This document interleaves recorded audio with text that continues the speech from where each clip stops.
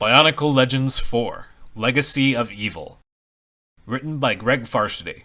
Recording by Trajan M. Epilogue.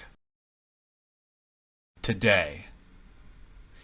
Zaktan's reminiscences ceased.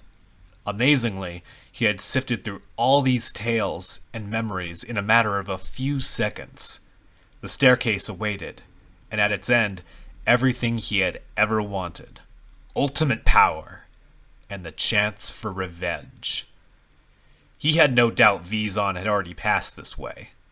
Thok and Radak had discovered a canister on another part of the Boyanui beach, one that had not belonged to the Paraka or the BIONICLE. Where Vizon got it, he had no idea, but the tracks leading away from it definitely belonged to their short-lived ally. Vizon found his way here.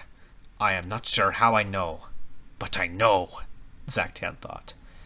But he did not get away with the Mask of Life. If he had, somehow I would know that too.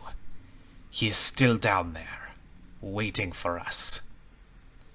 Zaktan slowed his pace, allowing Hakan to pass him.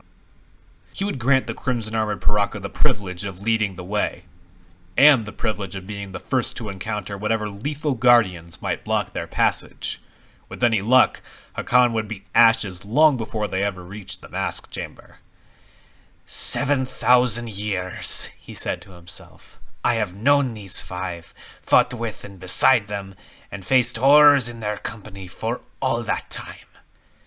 It has all led up to this one day and this final crime. 6 Paraka descend the stairs, but only one will return, and that one will be me.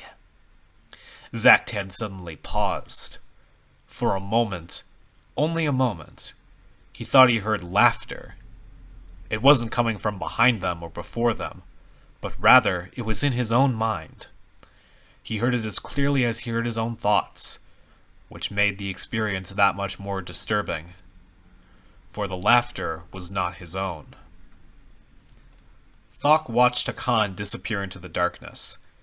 He could guess why Zaktan had allowed him to go on ahead. It was the same reason Thok was purposefully walking slowly and lagging behind. He had no intention of turning his back on any of the other Paraka, let alone being the first in line to get devoured by whatever lurked here. He could hear Hakan's steady footsteps up ahead as he went down the stone stairs. There was something comforting about the noise. After all, if he was proceeding at a normal pace, he must not have encountered any obstacles or foes. Maybe Vizon took care of them all for us, he thought, smiling. Such happy thoughts were driven out of his mind by a yell from Avak. He had almost tripped over the battered body of Hakan. The crimson-armored Paraka was huddled in a corner, trembling with fear. His armor was glowing with such intense heat that no one could even come near him, let alone touch him.